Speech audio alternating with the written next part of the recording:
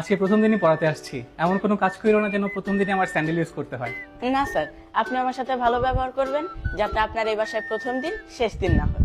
শেষ দিনও হতে পারে। টিউশন ফি কমানোর জন্য তোমার বাবা যেভাবে আমার হাত পা ধুচ্ছে, মনে হলো তোমার রাস্তায় থাকো, কিন্তু তোমাদের বাড়ি গাড়ি তো খারাপ না। টাকা বেশি থাকলে কি আপনাকে দিতে রাজি হবে নাকি? আপনি ভালো পড়ান না খারাপ পড়ান তা না জেনেই কেন বাবা আপনাকে বেশি টাকা দিতে রাজি হবে?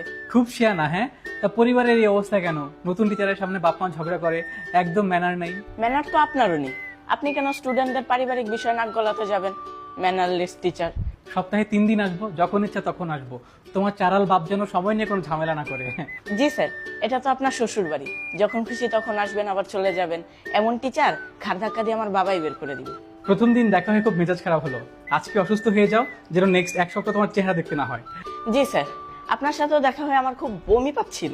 বাসায় যাওয়ার আগে হাত পা ভাঙুন, এই কামনাই করি। আল্লাহ হাফিজ।